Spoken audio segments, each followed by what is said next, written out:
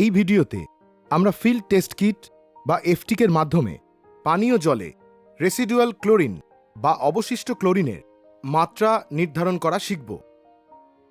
আমার কাছে দুটি স্যাম্পল বা নমুনা রয়েছে। একটিতে রেসিডুয়াল ক্লোরিন বেশি থাকার সম্ভাবনা আছে এবং একটিতে রেসিডুয়াল ক্লোরিন না থাকার সম্ভাবনা আছে। আমরা পরীক্ষার মাধ্যমে এটা নির্ধারণ করতে চাইছি যে কোনটিতে রেসিডুয়াল ক্লোরিন বেশি আছে বা কম আছে। এই দুটি বোতলে নমুনা রাখা রয়েছে। আমরা প্রথমে এই নমুনাটিকে পরীক্ষা করব। এই মেজারিং সিলিন্ডারের মাধ্যমে আমরা 5 ml স্যাম্পল বা নমুনা মেপে নেব।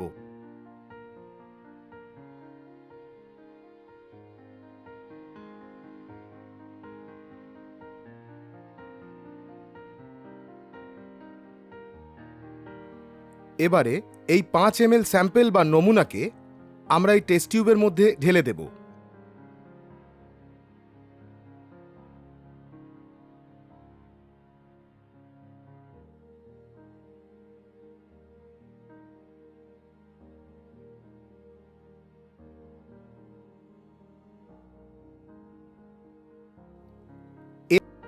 দুই, 3, 4 ও 5।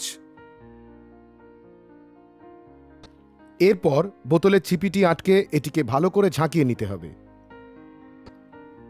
আমরা দেখতে পাচ্ছি যে নমুনার রং হালকা হলুদ হয়ে গেছে।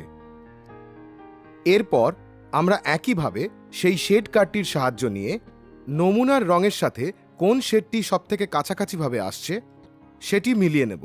আমরা এখন দেখতে পাচ্ছি যে নমুনার রঙের সাথে এই যে শেডটি যার তলায় 0.6 লেখা আছে সেটি সবথেকে কাছাকাছি আসছে। তাই আমাদের এই নমুনাতে রেসিডুয়াল ক্লোরিনের মাত্রা 0.6 আছে বলে আমরা নির্ধারণ করতে পারছি বা অনুমান করতে পারছি। এরপর আমরা এই নমুনাটির সাথে আগে যে নমুনাটি পরীক্ষা করেছিলাম সেটির রঙের পার্থক্য একবার দেখে নিতে চাইছি।